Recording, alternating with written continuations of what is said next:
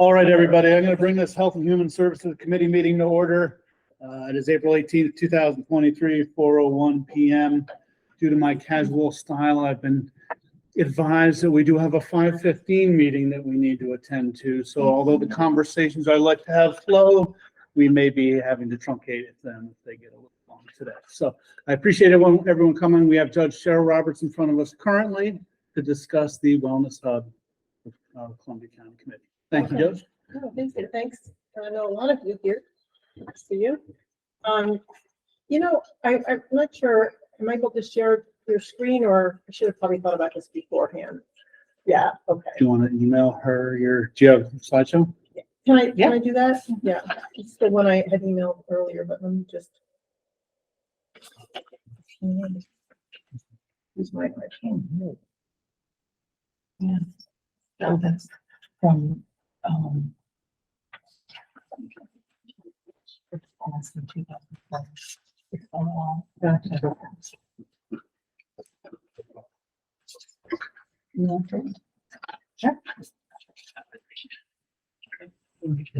So while I'm doing this, if I can do two things at once, we'll see. How far back do you want me to start with this conversation about the Wellness Hub? Do all of you kind of know the basics about how this got started and what this is all about? What do you tell me where you want to We have start? quite a few people here. If you wouldn't mind bringing us back a little bit more, I'd appreciate that. Sure. Okay. Let me just do this quickly. Okay. All right, it's on its way. So the Wellness Hub really takes us back to at least 2020 when George Floyd was murdered. Mayor Kamal Johnson was here, wanted to do something in response. And so we talked about it and we came up with a series of initiatives that were not just training the police as a response, but dealt with the issue of mental health and the intersection of the mental health and criminal justice systems, because we felt like that was a big part of George Floyd's situation, and also was something that we heard from the police as one of their biggest concerns when they are out patrolling, and it took up a lot of their time. So we put together a task force. It was called the Sequential Intercept Mapping Task or Model Mapping Task Force. Sequential intercept mapping is a device that's been around for about 20 years. And it is where someone or a community takes a look at their entire community. In this case, looked at the county, and we mapped it out in terms of the services for people with mental health and substance use disorder issues. And we tracked them we actually started in the school system, and we tracked them through and saw all the places that they fell through the cracks and where there were gaps in services. So we mapped those out and then came up with recommendations. That took about 18 months. And we had a number of recommendations, one being a hub court. And I'm happy to say that we are hopefully about to get a hub court in the Hudson City Mental Health Court, which I now preside over. We started the mental health court in October. I was appointed in August, started in October. We are now going to expand to a hub court. We hope, we're waiting for the approval. We will take cases from all the town and village judges where the DA and the prosecutor agree. We'll take them to our court and hopefully deal with it in a more holistic way. Another of the major recommendations that we're here to talk about today is the Wellness Hub. So the Wellness Hub came about for a lot of reasons, but the notion was to have one location where people could get services. And the idea was to avoid crisis. We want to keep people from getting into crisis. And so I thought about the jail actually a while ago as a place to have something like this. And that really, for a lot of reasons, was not going to work out. So I approached Paul Calruso as the owner of the property next door, and Paul was terrific right away. He said he's in, and he agreed to donate 5 acres to the Greenberger Center, which is the other hat that I wear. I'm the director of the Greenberger Center, a nonprofit that does mental health and criminal justice reform. So the Greenberger Center will get this 5 acres, and we want to build a wellness hub. And I can show you whenever you're ready, Kelly. It hasn't gone through. Oh, okay. Well, maybe it's too big. So the Wellness Hub is a 5-acre parcel that's very close to the jail. And it's a perfect location. It sits in Greenport, and I have to say Kathy Eldridge, Supervisor Eldridge, has been terrific about this whole project. She has been supportive right from the beginning. I think a lot of communities would have said, you know, no, even hell no. But Supervisor Eldridge is a nurse. She knows these issues, and was very open to this Wellness Hub. So there'll be three kind of central uses on the hub. The first is a welcome center.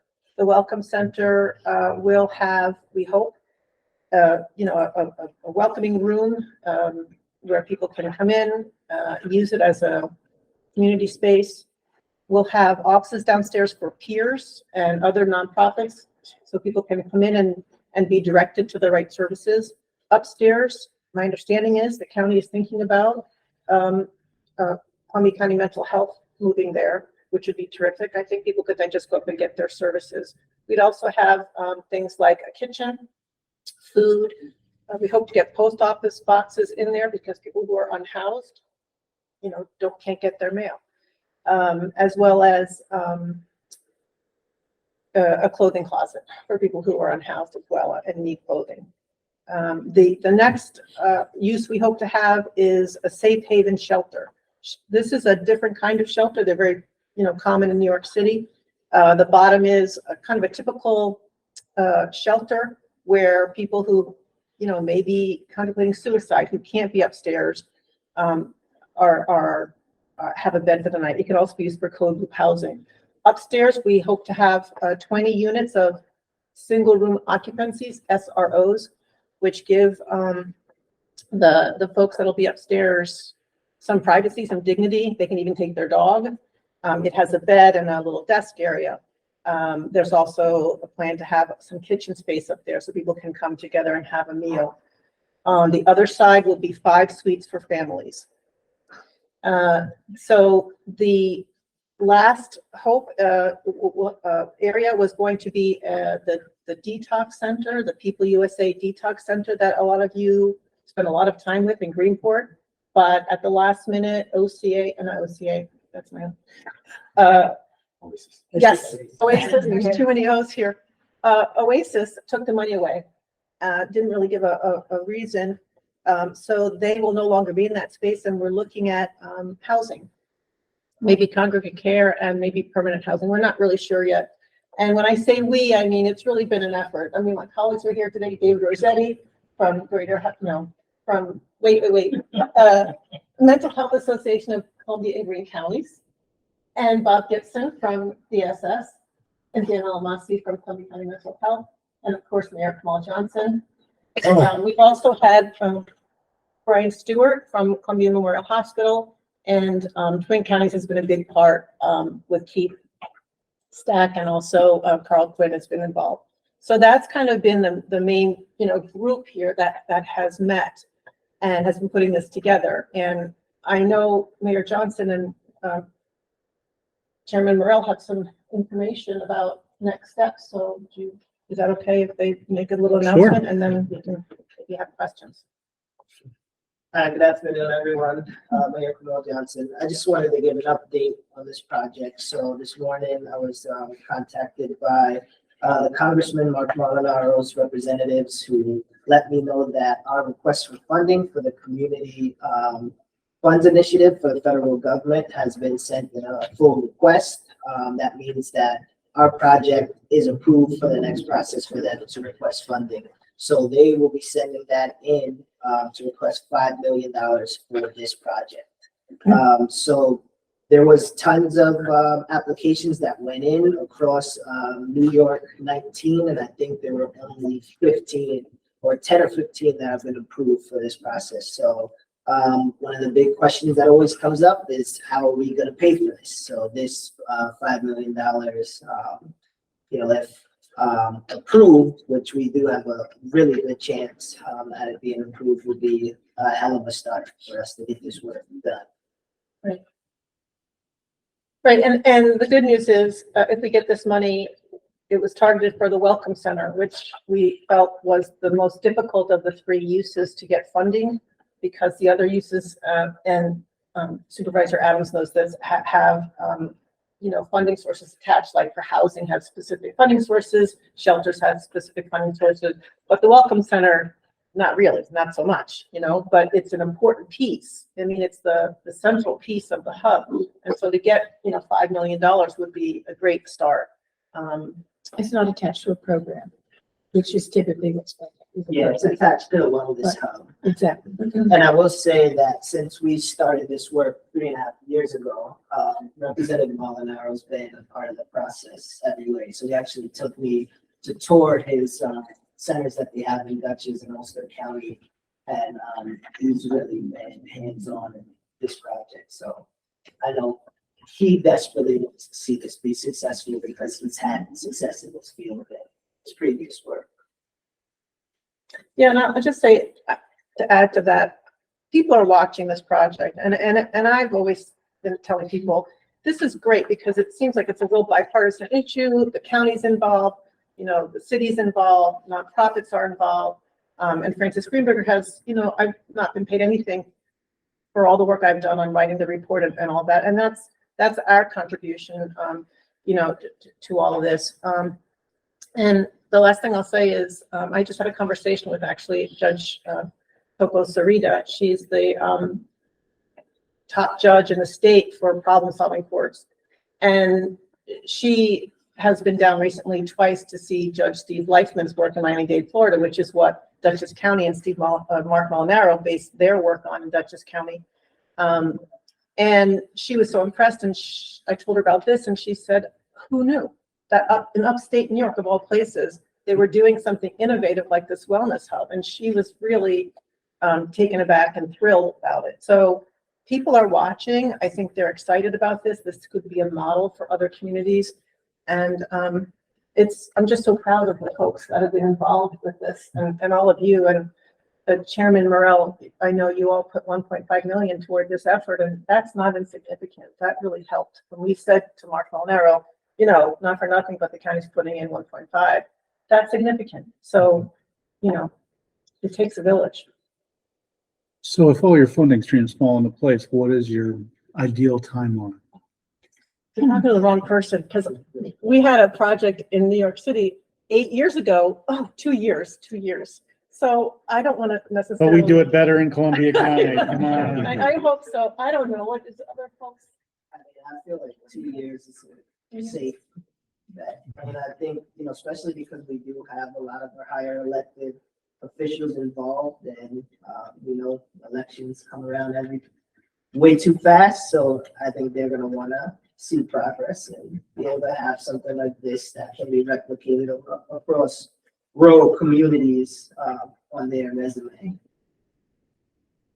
Director Almasi. Yes, if I may. I think what's important to remember about this is that it can be done in pieces, in phases. Yeah. Judge Roberts has outlined the 3 separate pieces.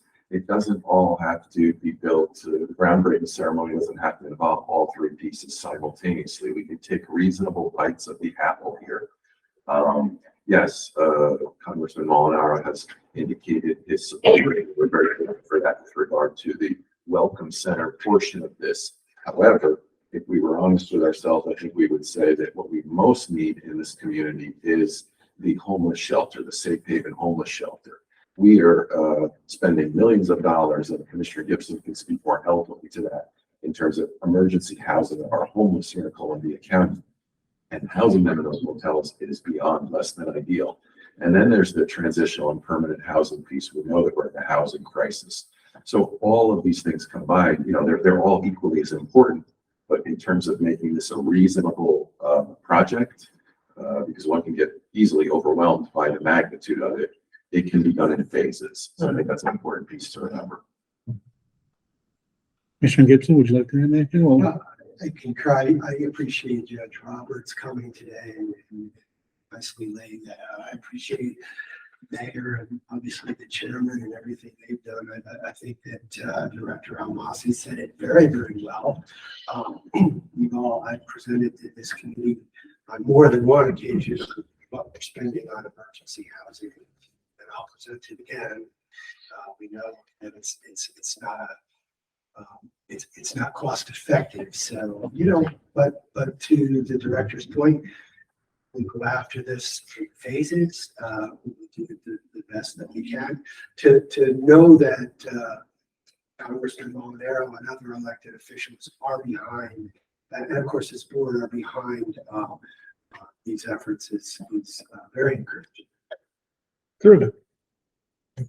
Mr. Rossetti, we haven't met, but you're one of the pillars of this committee, it sounds like. Do you have anything to add? Just, we're very happy to be a part of it as part of the Mental Health Association and really focusing on the homeless housing portion of the project.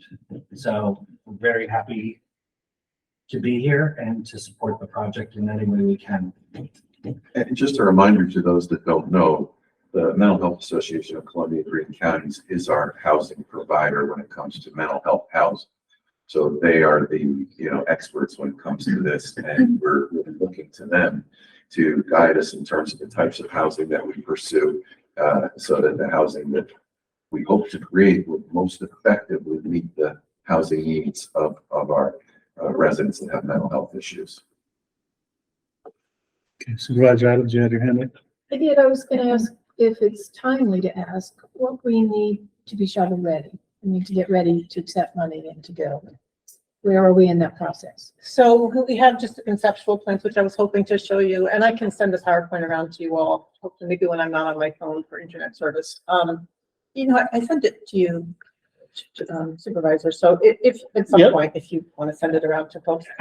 So we have the conceptual drawings, but we need to go now to construction drawings, right? So we need to hire an architect and, to get that done. And I think we can do that, one building at a time. And then we can get put a real cost to it once we have those, construction drawings. But we're through the environmental studies, right? Both phase 1 and phase 2. Yes, the Greenberger Center did the phase 1 and phase 2, and they were okay, And the driveway or the road issues are resolved. I don't think they're necessarily resolved. I think that, It's being worked on, yes, and I think it will be resolved very shortly. yeah, I think so. All right, so any comments in closing? Any questions from the audience? So what can this committee and what can the board do to help you as we move ahead? Well, I think getting the road issue taken care of and some easements that are, necessary, that is a big deal to get the land actually transferred. And, your support is really critical here. I mean, as individuals, your support, Kathy, has been critical, and your support too, Chairman. And Rob, you've helped out too. So anything you all can do at the time, like I might be calling on you, or someone might be calling on you to say, I need you to do this, or can you do that, or can you help us with housing, or whatever. So there's definitely going to be a need. Like I said, it takes a village. And I guess the good news too is, Dan, do you want to talk about the wellness coordinator? Sure. You'll be hearing a little bit more about that later, but why wait till later? Put up until later, what we can talk about now. I'll be submitting a resolution momentarily that talks about using opioid settlement dollars that came to the Columbia County Local Governmental Unit, the LGU, not necessarily the county proper, but the LGU of Columbia County, from the state through the Office of Alcoholism and Substance Abuse Services, OASIS, to the tune of $283,000. We have started to work on how we want to allocate that. We're looking to use a portion of that money to support a wellness hub coordinator. Judge Roberts is very humble and has led us up until this point. But, with her new duties as a judge for the city of Hudson and maybe beyond that, in this hub court, we all agreed unanimously that it's time to pursue a coordinator. So we've identified a candidate at the cost of $100,000 annually. I'm looking to contract with that person for 1 year. So I'll be asking for your support for that later on. The idea there is we really need somebody to coordinate us, to move us forward, to pursue funding opportunities for capital funds, grant opportunities, cultivate relationships with potential funding sources and such, benefactors and all the above, and keep the momentum going. This is, as I said, a monumental task when you think about it, but if you break it down into manageable pieces and take it one step at a time, it's doable. We believe the Wellness Hub Coordinator is important at this time to keep the momentum going. That's right. So this is a question for the committee. Do we have a mechanism to accept foundation money, NFP money, or private contributions for this, some part or all of these projects? That's where the foundation probably comes in, that they can. No, they are a not-for-profit. But We they- have- But, We have yeah, asked you to umbrella any contributions or, no, but I think you're suggesting we could. Is that what Well, you're yeah. saying that there's private money that you can feed into this, Yeah. and that's why this is Yeah. being. It would be handled by outside. much cleaner if it went directly to the. Yeah. Right. but I just think that might be something we should be thinking about in the planning stages, is how to organize that and have it in place. Yeah, I well, think we're that's where happy, the director may come in, the coordinator rather. yeah, I we're think happy that's to part of do. their responsibility, I would think. As a Yes. coordinator. Recording. I'm happy to do that, but, I'm trying to think, I know City of Hudson, this came up, and I'm trying to remember how it came up. Somebody wanted to give us private money, and did we take it or not? Is that, For the city thing? yeah, I don't think so, no. yeah, anyway. But that's why I'm Yeah. assuming. Yeah, well, you're- Usually We're look for here. the shelter of another not-for-profit to do that. We're absolutely here to do that, if that's what you need. I hadn't thought about that, but if that's what you need, we'll do Okay. that. Thank you so much. Thank you. All right, thank you, Judge. I'm just gonna have Chairman Morrell just make one comment on this. Yeah, first of all, I'd just like to thank Mayor Johnson for reaching out today about this issue. And I want to thank Cheryl for her work, but also thank Congressman Molinaro for carrying the water, for lack of a better term, to try to get the funding for this project. So thank you. All right, terrific. Thank you, everyone, for coming in and speaking with us today. Okay, Mr. McDonald, hop up here, sir.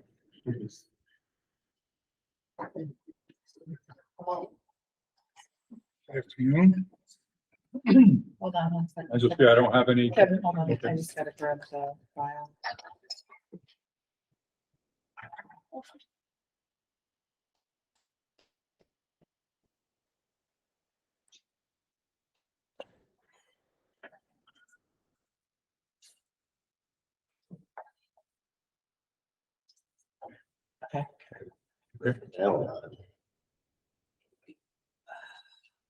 Okay, as you'll see, I don't have any resolutions this month. I prepared as our quarterly report for the first quarter of this year. And it just highlights, the number of people that we've served in our various programs.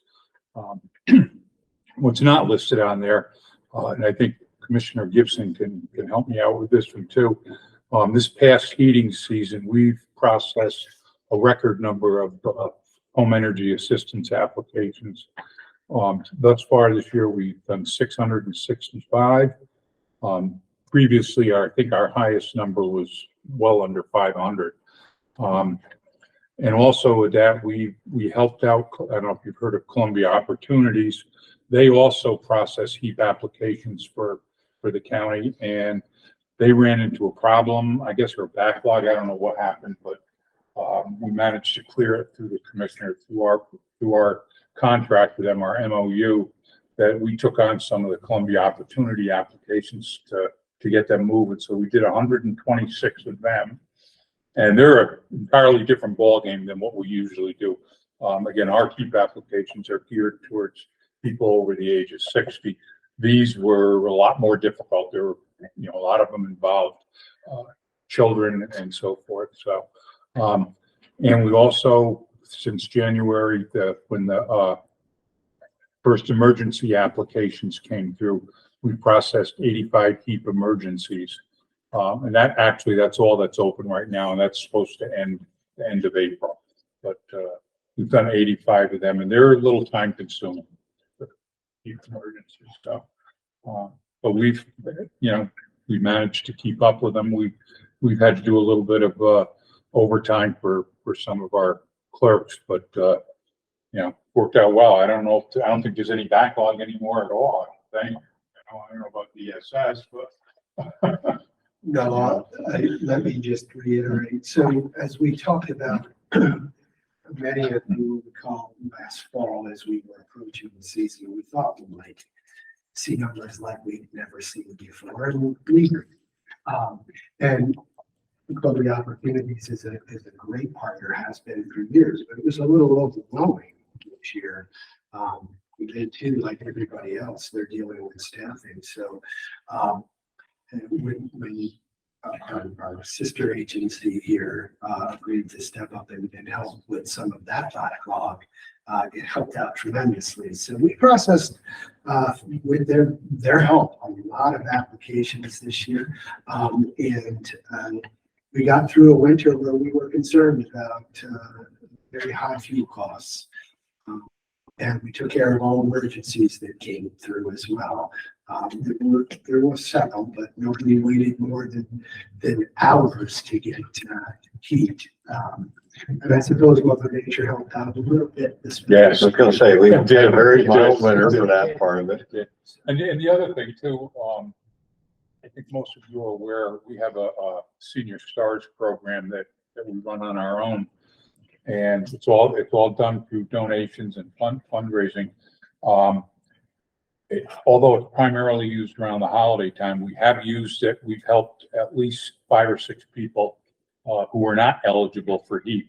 We were able to help them at least get some fuel, to get them going until they get back on their feet. So all in all, like I said, as the commissioner said, we didn't know what to expect this year with the heating prices, but we've managed, knock on wood, to get through it. So, Well, as the grass is growing, I hate to be a pessimist, but are we going to have the same funding next winter for potentially high fuel prices again? Yeah, the heat program will go along with the needs. So yeah. Okay. and they've been pretty good as far as when the first emergencies expired, within a week or two, they had the second one up and running. We, in our Senior Stars program, we caught a few people in between those 2 dates as far as helping them out. And I know one of them was up in New Lebanon. Thank goodness for the New Lebanon Town Hall. We used them as the faxing agency to get the applications because the gentleman couldn't drive, and it worked out good. We were able to get him $700 worth of fuel to hold him until the second heat emergency became available. So it's worked out pretty good. We have 2 clerks who are very involved in this, and they know the program front and back, and they've been very, very beneficial with a lot of our folks. So I also have with me today Linda Shear. Linda is our consultant for Everhome. She's been here about 6 months, I would say. And I know we're not going to do a formal presentation, but she just has some updated figures and maybe stats, and she's available if anybody has any questions for our Everhome project. So I've been working on this program since middle of October. It started slowly. I think everybody here knew that it was struggling. I am very happy to report that it has really, really picked up in the past couple of months.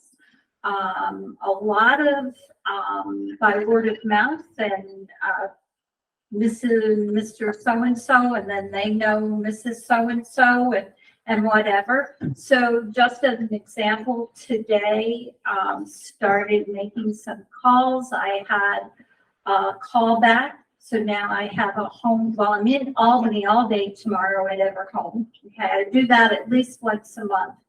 But I have a home visit Thursday, I have a home visit Friday, and now I have a home visit on Monday. Okay, 2 of them word of mouth from folks who are now actively participating in the program. 1 through, they heard about it somewhere. That's basically what they said to me. So that's okay. We'll take. So right now, as of this morning, we have 31 active homes that have the Everhome tablet, and they're all set up. They have life care coordinators. They have the alarm system. They have the apps active with their family members. I have 9 active referrals, and that, of course, now I have 3 more as of this afternoon. And I think, Kevin, you can attest to that it's really vital for folks, this program in their homes. It has made a significant difference to folks who are utilizing the tablet in the way it was meant to be utilized. One of the things that I saw right away with this was that there's a social piece to this that I think people really were not thinking about. They were thinking more about the health, the medication piece and the record keeping and that. But what we found is that because there is a video calling piece to this tablet, that has connected families significantly more than if they're calling just one-on-one on a phone. I have a family in Gallatin who spoke once a week with their son who lives out of state. Now they video chat every single day. They're getting to see their grandchildren face to face. It's much better than FaceTiming, having done that cross country and whatever. So the social aspect is really significant, breaks down the isolation that we see with seniors and the disabled. And so I'm really, when I'm speaking to people and I'm in their homes now, I speak very clearly about this social aspect piece of this. And, you know, we all know that with isolation and then depression in seniors and with all of that leads to. Within Everhome, they now have a full-time project manager, Kevin, full-time. Yeah, she's devoted strictly to this program, whereas the person that was there before her was involved in some of the other programs out there. And Diane has been there now about 2 months, and the communication is much stronger between myself and the OFA staff and staff at Everhome. That, you know, part of the problem that we were seeing when I came on board was that, in fact, there probably wasn't any communication. So that was a struggle, but now I'm meeting on a monthly basis, at least once a month, physically in their office, and then we have a Zoom meeting every single week. That's starting this week. I'm on those every week. The other staff with OFA and alternate weeks. I am now, as of this 2 weeks ago, I imparted the entire installation of the program. I'm going in with paperwork, I'm going in with the tablets, setting them up for people. So the delay time is not going to be what it was. There was, again, a problem with how long this was taking. Yeah, so within a week, a family in Amesbury, they had their tablets, the paperwork was done, and a life care coordinator was in their home doing a full assessment. That's about a 6-week difference. Yeah. And what it was. So we're looking more for those numbers. The one place that we're still not seeing a good response is through the hospital, and not the hospital. There is a life care coordinator who works part-time, who's working with a discharge planner. But as of this week, when that life care coordinator speaks with someone who's being discharged, rather than that automatically go to Albany, it is going to come to me so that there's someone local who's able to meet with those folks and work through what the program is about. And there we are. Thank you. Terrific, thank you. Very good. Thank you. Does anyone have any questions for Director McDonald? Thank you very much, sir. Public Health, Ms. Gale?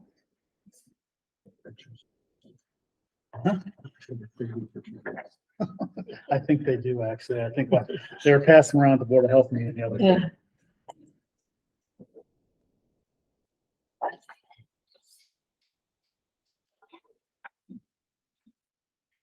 Oh, pictures? Oh, yeah. She's gonna give me one next time. I was gonna say, I thought we were gonna get one. I I will don't know. send one. You know, some of them are just so cute. We can part with them. And they grow up. Have any questions? Yeah.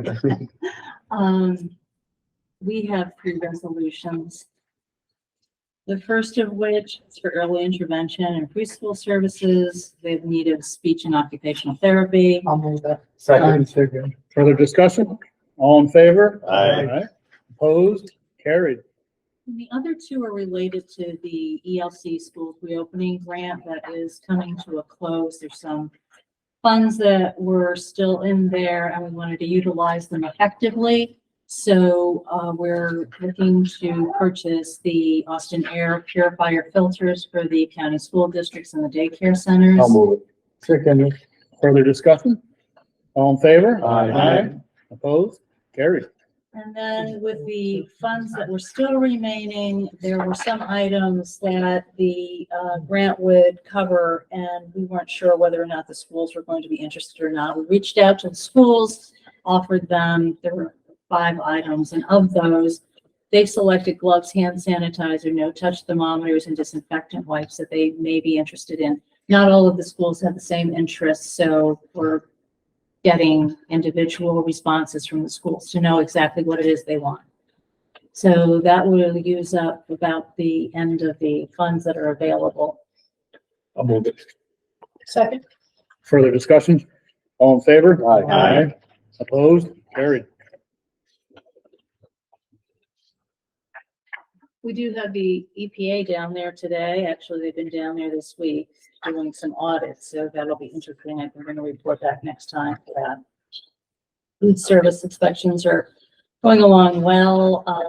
COVID-wise, there are absolutely no reported cases for today. This may be our lowest month since June a while back that we had, or we only had 98. If we stay at the current rate for this month, there's only been 20 a week. And so far this week, we've only had 5. So I will say that I talked to Liz Gale as well as Dave Harrison. And this Thursday will be our last update on COVID because we haven't been reporting anything substantive for a while, so.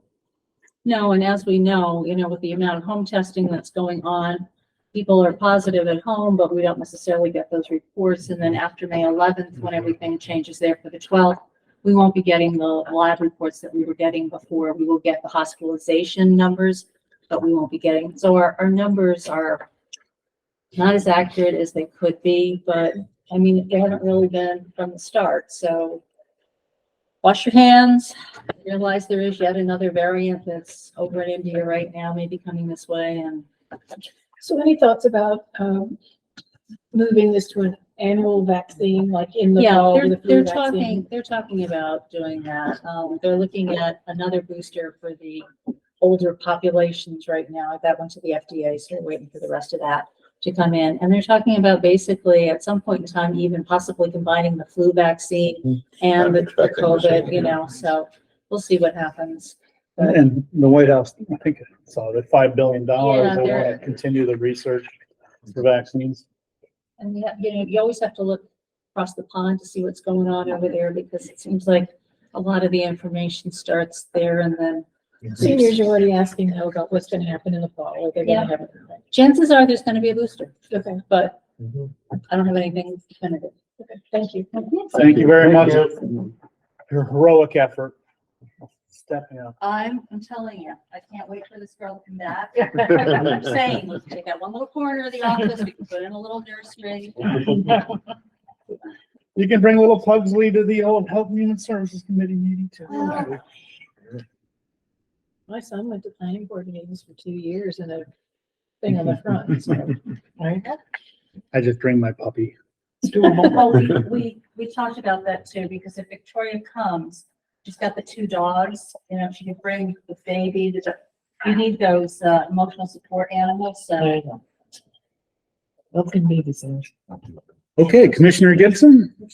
Good afternoon. Got a few requests to start with. The first to be to fill one bookkeeper position, grade 12A. Second. Discussion, all in favor? Aye. Opposed? Carried. The second is a request to fill one senior assistant social services attorney position. Move it. Second. Discussion, all in favor? Aye. Opposed? Carried. The third is to fill one caseworker assistant position. Move it. Second. Discussion, all in favor? Aye. Opposed? Carried. Also requesting to increase our petty cash account by $100. That's not an increase in our budget. It's just a move over from our budget to petty cash with things costing more and the need to get out there a little more. It just makes a little more sense for us to. I'll move it. Second. Discussion, all in favor? Aye. Opposed? Carried. Don't let those pizza parties get out of control. We'll try not. We don't pay those out of petty cash. That's two pizzas. Yeah. We have an agreement with Greater Hudson Promise Neighborhood. They do a lot of our prevention work. And we're just modifying our existing agreement because they're going to be providing more transportation to our after school and summer programs. We were doing that with bus companies previously, but we're sort of streamlining that because they're able to customize for each program the transportation that they need, and actually ends up being far more cost effective. So that's why the change in the agreement with them. Do I have a motion? Move it. Second. Discussion, all in favor? Aye. Opposed? Carried. So a couple of discussion topics, and I'll move through those. But Supervisor Mussman had brought up, and I thought it was an excellent point to bring up when March rolled around this year. The extended benefits for SNAP were contracted back to pre-pandemic levels. And we had some time to prepare for that, and we did. And but it was a good question on, you know, what kind of conversations were had with clients, and so what we ended up doing is most clients got extended benefits. So when we were doing the research the time before, we were making sure they knew, listen, with each recertification, we're being told that these could come back down to pre-pandemic levels. Now that's been talked about for quite some time, but we knew moving closer, obviously, to this spring that could become a reality, and it did. So what we did at that point was just remind everybody on the program itself.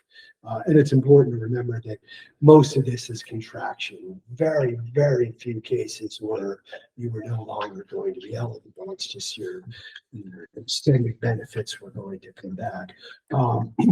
Remember all of the programs in the community that are out there to take advantage of. Here's a list where all the food pantries are. Here's a list of time when Salvation Army serves hot food. This is Columbia County Recovery Kitchen. This is how they serve our clients. Certainly anybody in our being housed by us, or they're still getting those meals delivered to them, and the like. So that's really what we started doing as we got closer to March. And we've just been, wondering if we were going to get calls. We have not received a lot of calls from clients that seemed ready to go on that. So, at this point, the Farm Bill will dictate what benefits are going to look like going forward. So, I would keep an eye on that for any interested parties as we go forward. I'm hearing talks that this could also be affected by debt ceiling talks, as far as able bodies go. So there's some uncertainty as we go into the year of what the next fiscal year will look like. But that feels like where we're at the moment. So. So we have about 3,200 families. Yeah, and that's remained remarkably consistent. I think we talked about that a couple of years back when we were in the midst of the pandemic. We wondered if we'd see a dramatic increase in that. But, you know, I went back to the 2015 at that point, and we were seeing a remarkable consistency there. So the numbers should remain consistent. It's the funding that's going to come down on the supplement. I'm just thinking about that in the context of the higher cost of food. Absolutely. Yeah. And again, I think that's probably going to be taken up in the farm bill, among other things, but I think it's all subject to this year's debt ceiling conversation. So we'll all obviously keep pretty tuned into that to see where we end up. Transportation, and so we've had remarkable success, as I think I just alluded to, with the greater Hudson area and all of those programs, providing more transportation at a more cost-effective price. And that's because we started to do pass-through. So try to figure out a way to provide for your transportation and then come to us with your overhead on that and use it as a pass-through. It seemed like and now has proven to be much better than, okay, I'll go out and see if I can attach on to the county's transportation contract. We'll put out to bid for bus routes, and then bus routes will come in. They're very, very expensive, and they tend not to meet the needs. They tend not to be able to form routes that are useful to the families that use this. So we started going to the individual programs themselves. Dan Grandinetti, who's obviously been on board as the youth director now for the last several months, has been very helpful in bringing those programs to the table and making sure we found something that fit for everybody. We had several intensive meetings on that and even helped solve some of the transportation problems between Hawthorne Valley and the after-school programs at that. So we're very happy, and that's all with the preventive money out of our FFS budget. Which is good news for the local share, because that share is 0%. So I'm certain this board likes to hear that. So more transportation for youth, and yet not an increase in cost.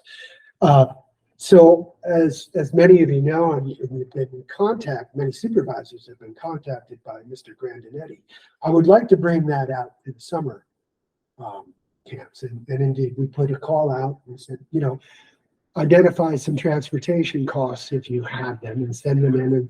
And they've been sent in.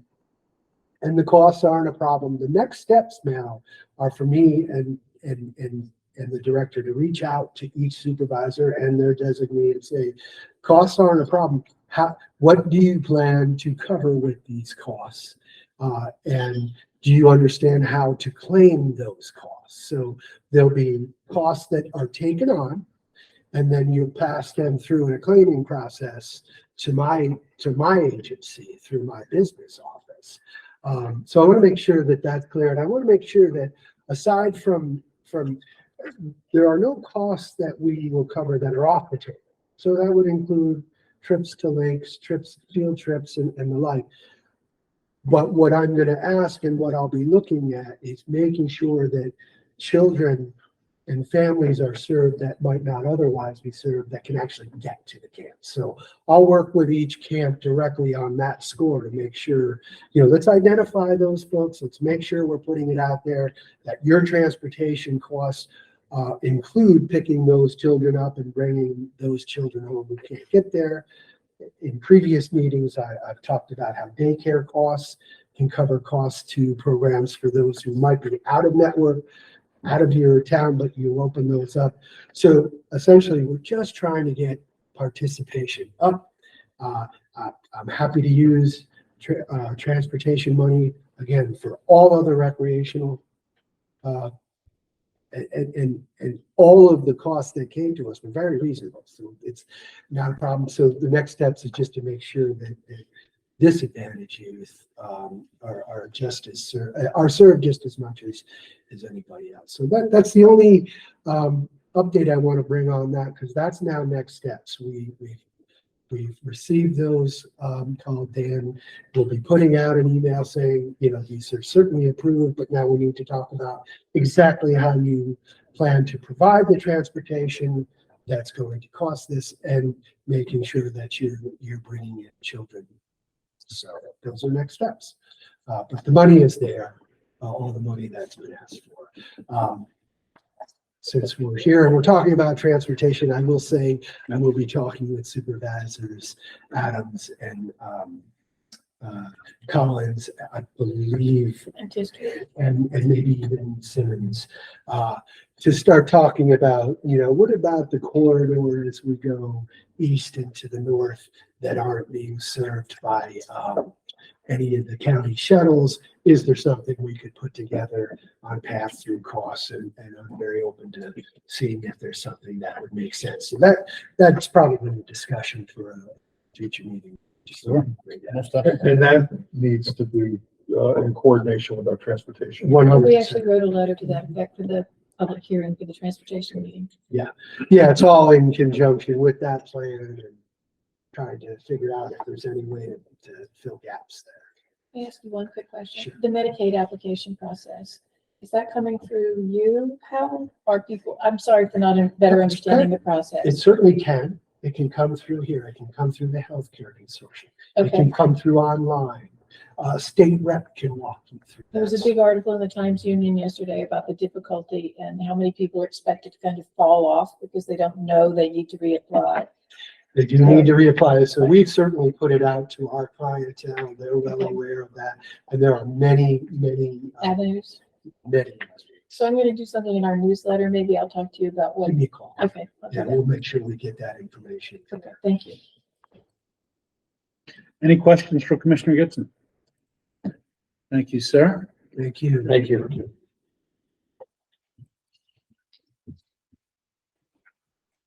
Do we contract with the healthcare consortium for that purpose? Is the county contract with the healthcare consortium, or just tell me what the mechanics of that is for Medicaid applications? Well, we give them a lump sum of money every year, which is $50,000 or $60,000 a year plus, obviously some space for some, there's for lack of a better term, they supply some staffing, we give them some space, but in terms of specifically for that, I don't believe so. It's just one of the things The that comes rural under health. that. Yeah. Okay. I'm sorry, the rural health. That came out of the afford Okay. to provide funding. Thanks. I'm still learning. That's okay. Director Grandinetti, how are you, sir? Very well, thank you, sir. So I don't have any resolutions, but I just wanted to update the committee in terms of the contracts that were done in 22. All the money's been paid and the county's been reimbursed from the state. So now the 23 contracts are just about signed and they'll be delivered to the county attorney's office before the first week of May. So we're all set for 23, and then October, November 23 will start 24. So it'll be 3 sessions of that as we go. So with that being said, when I interviewed, the talk was to try to expand the department and try to expand the reach. So I just want to give you a little update. First thing, Chairman Morrell a couple months ago mentioned the program Think Differently that's in Dutchess County. Marcus Molinaro had started it. It's addressing the folks with, certain abilities, and it's kind of, it was born out of Dutchess County. Columbia County, Matt was telling me you've passed a resolution 5-6 years ago that you're a Think Differently resolution. So I contacted Dutchess County. I had a good conversation with the person who's in charge down there. figured out how they do it and trying to replicate in Columbia County. So I have a couple meetings set up and going to see if we can't somehow adopt some of their measures and connect with some services here. One of the ideas was to work like with the Chatham Fair, like to have like maybe a morning of just noise down, lights down, just for sensory stuff like that. So just different type of things like that. And I think Commissioner Gibson was telling me that this department did some of this a couple of years ago. We're just going to try to, I guess. I think just got a Bring movie it back. day and Yes, going yeah. to the theater, Yeah. low sensory. Yes, Yeah. so that type of thing.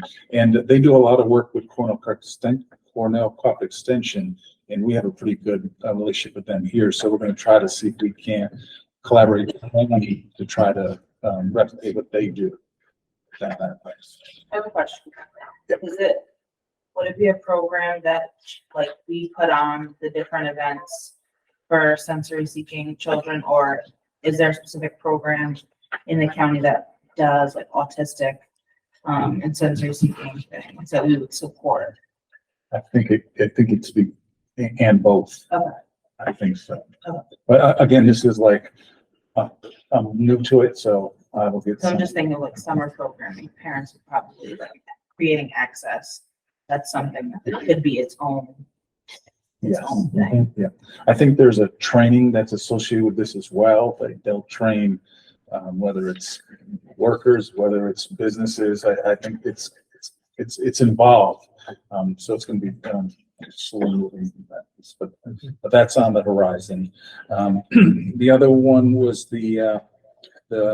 I've been working with the commissioner with the reentry program with Columbia County Reentry, because I'm thinking there might be some teens that might be reentering. So we're trying to figure out where our bureau can help with services and provide some direction.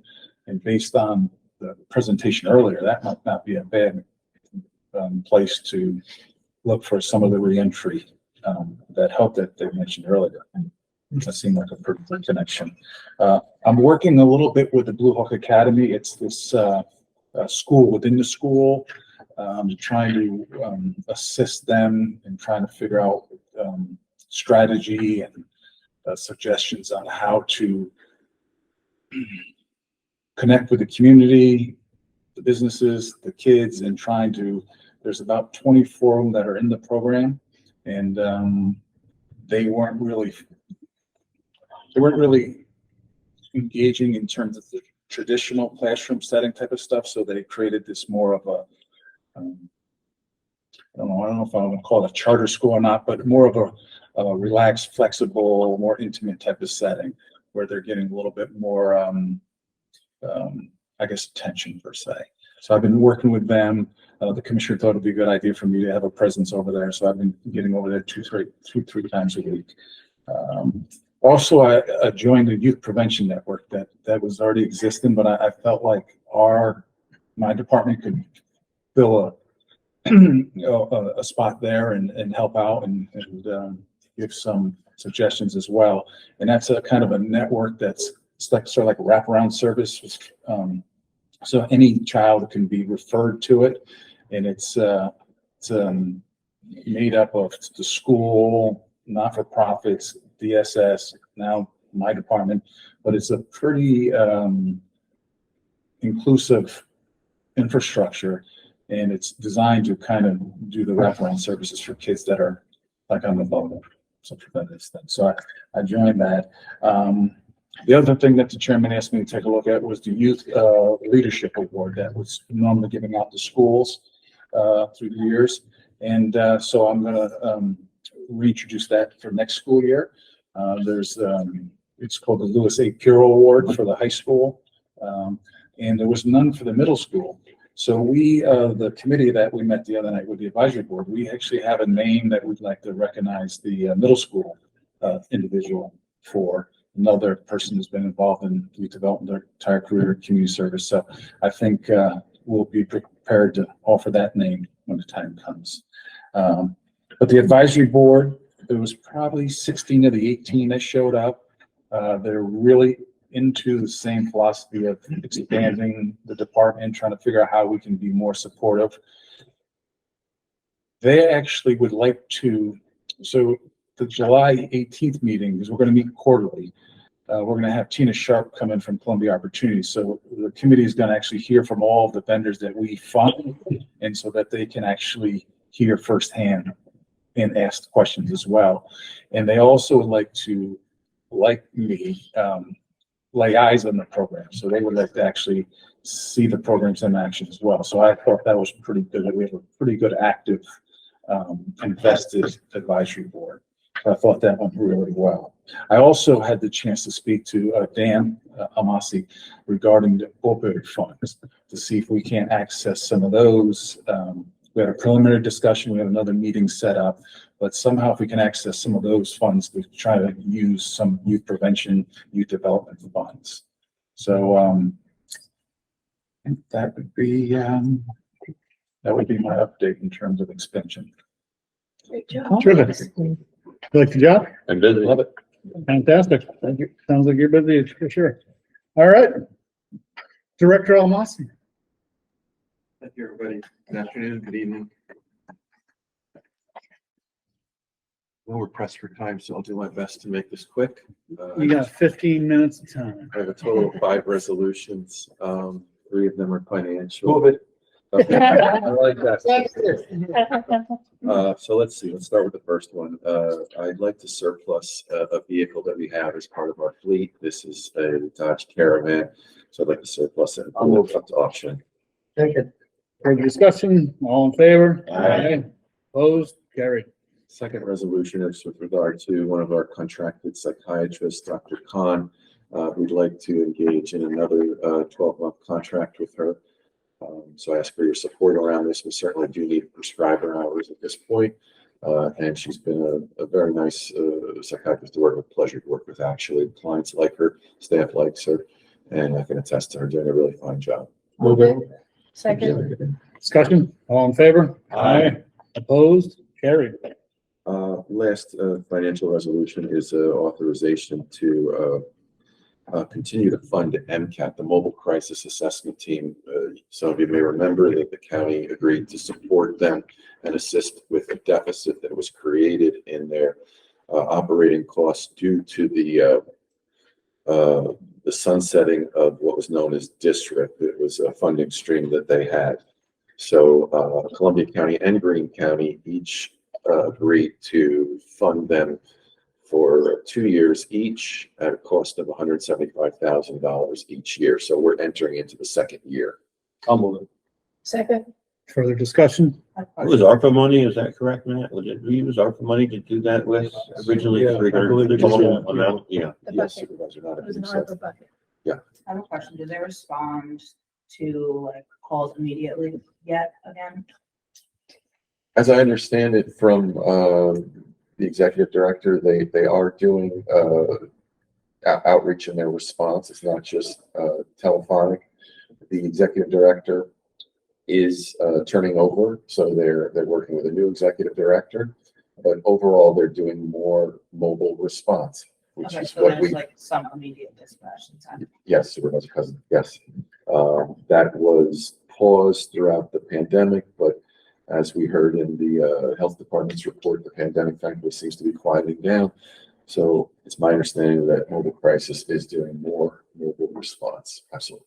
So this is the second or final of those 2 committed payments. Have you identified an alternate source of funding to help us with this going forward, potentially? Somewhat. And again, I know I'm cognizant of the time. I don't want to carry over into the other meeting, but the gist of it is this, that mobile crisis services have become reimbursable through Medicaid. And not only through Medicaid, but some third-party private insurance companies are agreeable to paying for it. Now, the Mobile Crisis Assessment Team of Columbia and Greene Counties does a lot more than just respond in that sort of capacity. So to cover their costs, it could never be done solely by the reimbursement that they would generate, even if they were successfully able to process every single reimbursable crisis opportunity. And what would be best case on gap funding that would come through Medicaid in a year?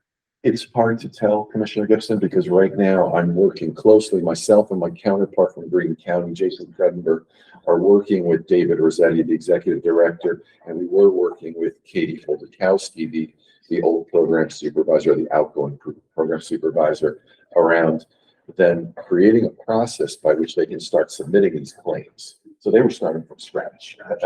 I'm not trying to be, cagey, but they were starting from scratch. They had to build the model to gather the demographic information, to then submit the claim, and so on and so forth. So that has just started to gain traction. We have regular meetings with Executive Director Rossetti to hear about the progress. And, there's been hiccups in the fact that you had an established program supervisor that knew the program forwards and backwards, who's moving on for a different opportunity. So, now we have to work with the new program supervisor, get them up to speed and so on and so forth. But We're just laying the groundwork for the budget, though. We're starting to think about Right. what we need to do. strides are being made, and I want to be able to be honest. I want to be able to come back here when the second year is nearly upon the end of the second year is nearly upon us. I want to be able to give you data and be able to explain to you in a more eloquent and robust manner as to what steps MHA has taken to cover this deficit, so that the counties of Columbia and Greene don't have to subsidize as much. I'll be honest, I may be coming to you on their behalf to ask you to support them yet again, but hopefully not at the same price tag. I fully expect them to start chipping away into that $175,000 annually, which is actually $350,000 when you consider each county is picking up half of it. I believe that when we made this decision to fund it, that this would be a good pilot, and that if it, was effective, we would look at continuing it. Yeah. Right. Because the reality is, and again, I know we're under the gun in terms of time, but if MCAT were to go away or had to reduce its capacity to half of what it currently is, because that's as far as the money would allow it to go, Right. There would be expenses that would pop up all over, I had one more yes or no question, I'm sorry. Is there enough capacity to offer the MCAT number as an alternative to calling the police for mental health crises, or is it still something you would recommend? There's let's use the park as an example, because that's the last conversation that we've had around mental health crisis and homelessness. People that are in the community witness something up there that looks like a mental health crisis. Should we recommend MCAT, or are you still recommending police? It's a really tough question, Supervisor Cousin, because you never know what that call is going to materialize into. Is it going to remain an emotionally disturbed individual that could respond better to a trained crisis worker versus the authority of a police officer, and so on and so forth? But is the capacity there to offer that number? Currently with MCAT, I would want to defer to Mental Health Association to answer that, but if I had to answer, I would say no, not at this time. No, they would have to build their capacity. There are models that are being looked at in terms of, I just want to remind the audience that the Columbia County Sheriff's Department has an electronic referral system. So each of the deputies in their patrol car on their laptop can send a referral to mental health or to Greener Pathways, Carl Quint's outfit, to then have a trained substance abuse or mental health worker follow up with that individual. Granted, that's after the call, that's after the fact. But at least we are touching those individuals if that deputy that's responded feels it's indicated and could be beneficial. Is that as good as having a trained mental health worker riding in the patrol car as some cities and counties do? No. But are we at the point for something like that? Could we afford that model? Not like that comes at a premium. So we're trying to thread the needle in terms of what would work best and what's realistic for this community. So there are things being Maybe we considered. could talk offline about making that a goal for NCAP, because I see that as, if it's gonna be in the community and just starting to return to dispatching, where the dispatch needs actually are. Yeah. Since a lot of people have been moved up with either counseling virtually or, you know, through the county. There's other folks that need to be serviced in a lot of it, and immediate. I appreciate that. So let's do that. All right, perfect. Thank you, Supervisor Cousin. I think I had a motion in a second. All in favor? Aye. Opposed? Carried. Okay, so the one personnel resolution is my request to create and fill a behavioral health social worker / senior behavioral health social worker as I abolish our one psychologist title. Second. Further discussion? All in favor? Aye. Opposed? Carried. And then lastly, I made reference to this earlier when we were discussing the wellness hub and the welcome center. This resolution is in regard to my desire to bring on board a wellness hub coordinator. And that would be Lori Torgerson is the individual that's been identified. She's well qualified in terms of her experience with grant writing. I'll move it. Thank you. Second. Further discussion? All in favor? Opposed? Carried. And right before my time runs out, she's been waiting very, very patiently. I want to introduce you, and I'm very happy and grateful for your support throughout this process. Kate Sprague is our new Columbia County Mental Health Center Clinic Director. Thank you for stepping forward. We appreciate it. Very happy to be here. We've been without a clinic director, as you may remember, since early December. It's really nice to have some relief. Kate is in full order in terms of learning all of our practices, procedures, policies, etc. But I'm confident she's up for the challenge, and thank you again for your support. Thank you. Thank you. Welcome aboard. She has a great mentor. Thank you, Director Almasi. Wow. You got in right under time too. Motion to adjourn. Oh, We sorry. cannot forget the public. Oh, I'm sorry. Any questions or comments from the public?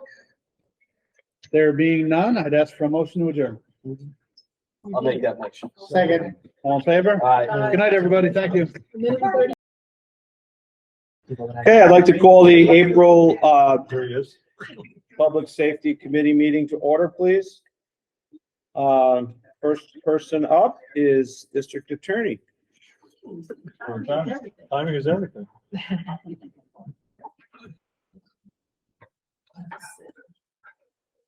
How are you, sir? Good. That's what I'd like to do, please. I'll move it. Second. All in favor? Aye. Opposed? So carried. Thanks, everybody. Thank you. Good job. Did I do well? That's not good. Fire? Hello. How are you, George? Great. Chilly. Look, man.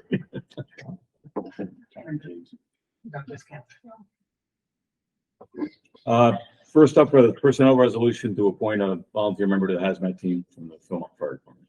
Move it. Second. All in favor? Aye. Opposed? So carried. Next up is to enter into a multi-year contract with Emergency Services Marketing Corporation, which is I Am Responding, that fire departments use throughout the county. Our office uses on a limited basis. We'd like to enter into a contract to do that countywide through our office so that we can do a better job communicating with the individual fire departments. And it also, we're finding ourselves doing more and more mutual aid. And a lot of these fire departments have their pre-plans and stuff on this program so that we can access them. So we're helping them out.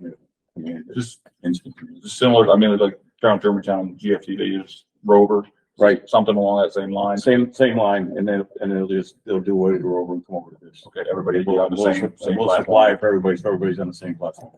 Move it. Second. I assume it's budgeted. Yes.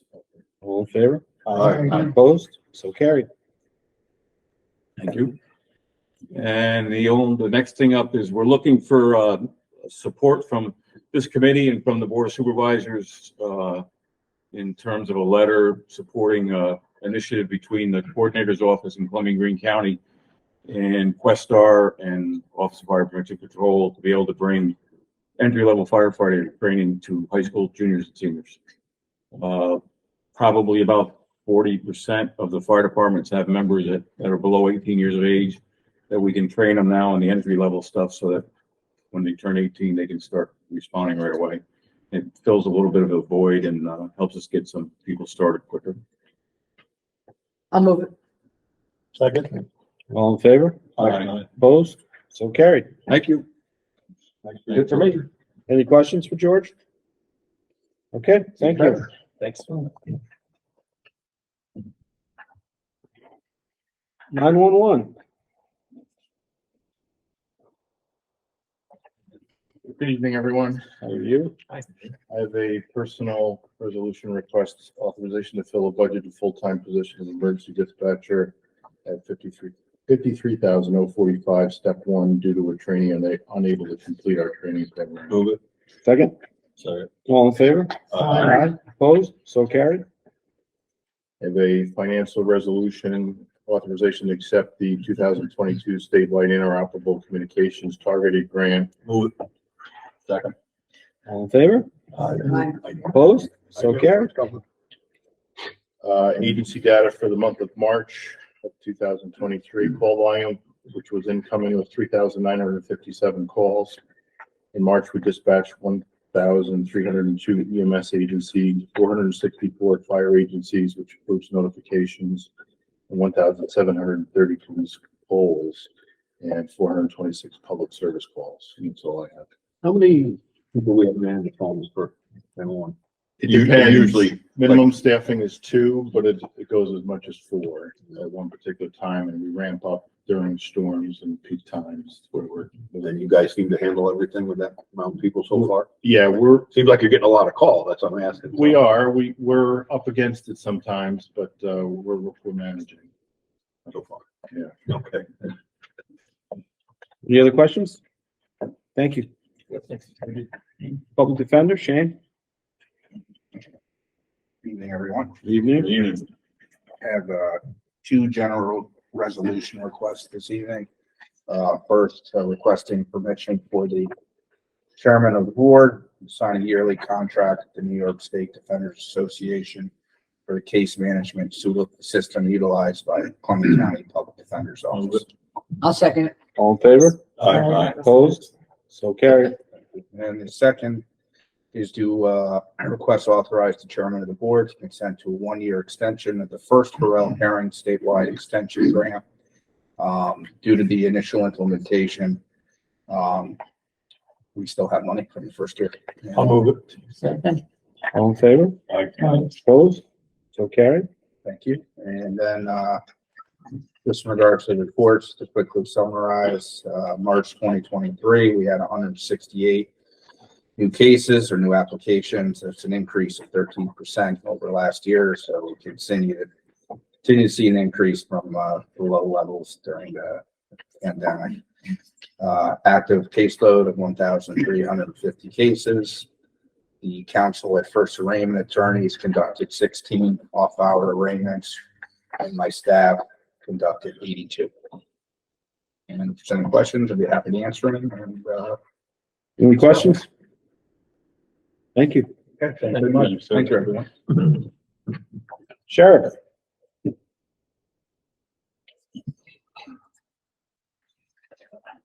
Evening.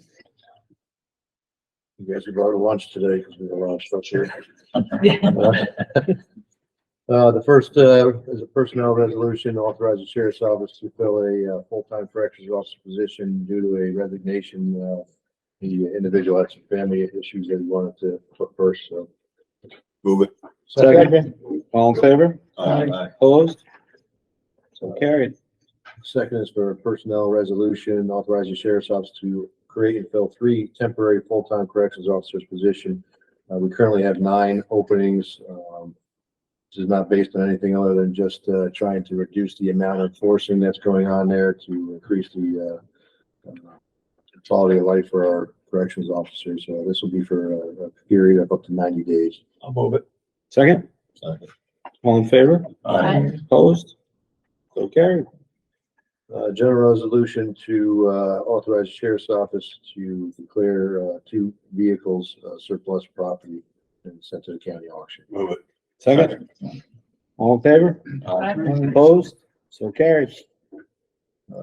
Another general resolution authorizes the sheriff's office to enter an agreement with Identity and Security USA LLC, otherwise known as Identico. This is a fingerprinting type of what's the word I'm looking for? A company that allows people to come in to get fingerprinted for various reasons, and per transaction, the county gets a fee. Any questions? I'll move it. Second. Second. All in favor? Opposed? So carried. Another general resolution for the sheriff's office to enter an agreement with Offender Watch, which is a sex registry watch that will be countywide and will allow us to have uniformity throughout the county with the other towns and villages that currently handle their own sex offender registries. I have a question. Have you had this group before, or is No. this new to the county? This will be new to the county. Yeah. And how were we handling this before? The sheriff's office would handle the sex offender registries that for towns and villages that didn't have police agencies. Yeah. So, well, use Village of Philmont, for example. They have their own police department, so they do their own sex registry paperwork. A lot of times it'll come to us. Sometimes it won't. On the occasion it doesn't, we don't have that information handy. We'll be able to share the information with both the towns and villages, as well as if we get someone who, per se, sees a participating agency in Tennessee and says he's moving to New York and Columbia County. They'll take them off theirs. We'll be alerted, and we'll know that the individual said he's moving here, and we'll have to check that residency to make sure that is his current address, and to make sure he registers. So this is just a kind of a safety net to make sure we're not missing anything, nothing falls through the cracks. Sheriff, question on the, will this also give you information for like, I know we have motels that sex offenders are allowed to go into, so you have records of that too, so we know that we're supposed to know that, I think, at one point. We are supposed to know that. If they move from one motel to another, they're supposed to notify their registration department. So whether it's us or another agency, they're supposed to notify them. This also allows us to put officers' notes in. So if the subject says, well, I'm staying at 123 Main Street for 2 weeks, and he stopped and says, well, your address is here, the officer can look at the notes and saying, oh, we've been notified of this, and he's going to be currently staying at this place for 2 weeks for whatever reason. So it does more than just the basic information. It allows officers and caseworkers to put notes in there to better monitor and track. I don't know where they are. I'll move it. Second. I'll second. All in favor? Aye. Opposed? So carried. And Sheriff, there's no cost to the county? There wasn't a monetary There amount is. on this? I believe it's $5,050. This is going to be something that we're working to share with all the agencies that participate. Including the DA's office and hopefully probation will jump on board as well. So the county's probably looking at somewhere around $1,500 for the year. So typically, and maybe I just don't understand, on a general resolution, like if there's money involved, usually there's a financial request attached. Is there a reason if it's a financial request that there's no, I mean, I'm in support of it, but typically you would see the cost and the amount. That's because we haven't worked out the agreement with the town yet, so. Okay, so you'll come back to us with Absolutely. a financial request. Absolutely. Okay. Will there be contracts with the towns or just, We're gonna work those, in, and, so we've talked to, obviously, Stockport, Philmont, City Hudson, the, probation DA's office, so we'll be in contact with all those, and we'll get the paperwork squared away before we come back to the table. okay. Next, a general resolution, to authorize to adopt and issue a Homeland Rule Request message to the New York State Legislature with respect to Assembly Bill 5866. We had a individual, Zone Sergeant Paul Strobel, who at one time worked for the Sheriff's Office as a full-time deputy sheriff. He left and went to the state police. He retired from the state police recently, and we're looking to bring Paul back in a part-time status as he's requested, and we're hopeful to get him. But we need a Homeland Rule request in order to make that go through the New York State Legislature. I'll move it. Second. All in favor? I Opposed? think there was a question, Sheriff, if it was full-time or part-time. Yes, the legislation was incorrect on its face. He's looking for part-time, we are looking to hire him part-time. So they need to amend that. Absolutely. bill. Sergeant Strobel is excellent. He was the New Lebanon Station Sergeant for years. And is the Assembly bill for Bill 5866 for 2023 or a prior year? I looked at 5866 and it seemed to be about something else. Seemed to be about pension This is payments. proposed, so I don't It's know. proposed, so it doesn't Right. say that, okay. I mean, this is going to be entered once. Yeah, they need the Homeland Rule, request seemed to be- prior to.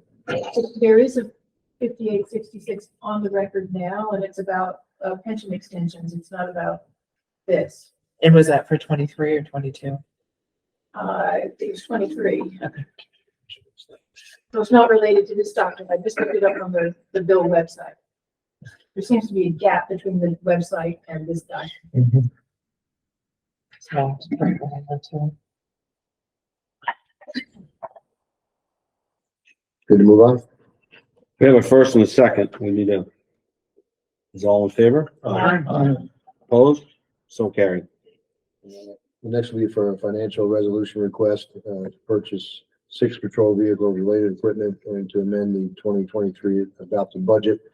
4 of these vehicles will be new vehicles, 2 are replacement vehicles, covered by the insurance, from vehicle accidents.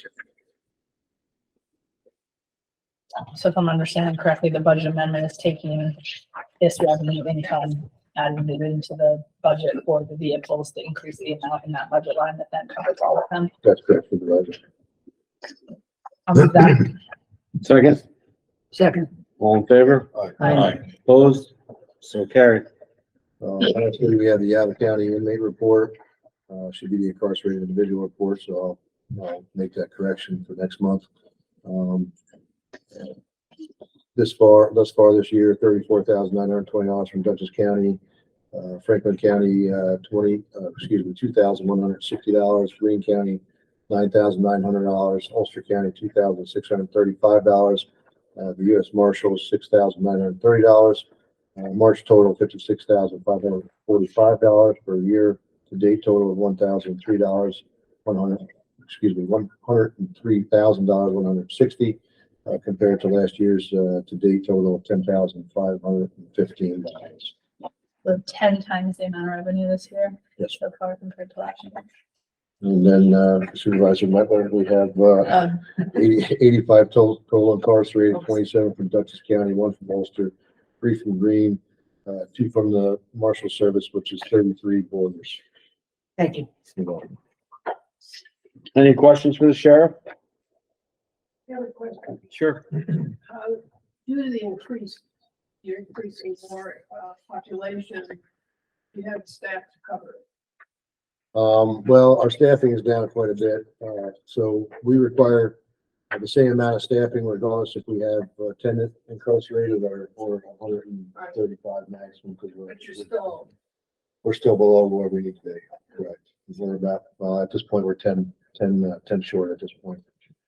So hopefully the 3 temporary bills will help us out till we get to June, and we see some good stuff on the horizon in June, so we're very hopeful. That 33 number, that's just out of county borders or that's total incarcerated? Total incarcerated is 83, I believe the number was.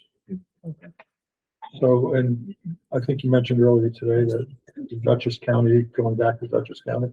Dutchess County will be starting to 85, I'm sorry, Supervisor, total incarcerated. Dutchess County is going to start removing their incarcerated on Friday.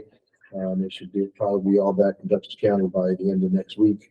And then we hope to get some more from out of county, more to the western part of the state at this point.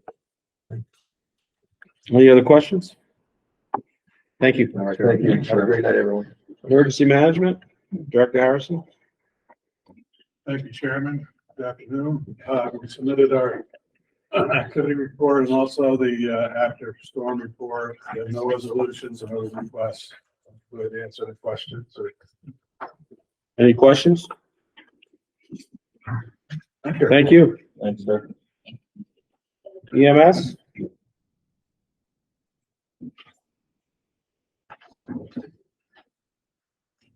Okay, I just have one resolution of request. That would be entering an agreement with Columbia Memorial Hospital for our CCEMS participants to work on a pilot grant that they have received for a paramedicine program that will actually be checking on discharged patients from the hospital. This is both for Columbia County and Greene County. We will be checking on these discharged patients to make sure that their medications are being correctly administered to reduce readmissions, so on and so forth. It's a 3-year pilot program. Jefferson County in New York has already started the program, as well as another county that I can't think the name of. But it's a good program, and we're hoping to move forward with this. And that's the direction of emergency medicine. And it looks like there's no cost to the county at this time. No, and there'll be reimbursement for the agencies and for the medics or EMTs that go out and check on these patients. So it's under review right now, the agreement with the county attorney's office. Okay, I'll move that resolution. Second. All in favor? Aye. Opposed? So carried. Thank you. Any questions from the public? Any questions from the public? Okay. I'll entertain a motion to adjourn. So moved. Second. Second. All in favor? Aye. Opposed? So carried.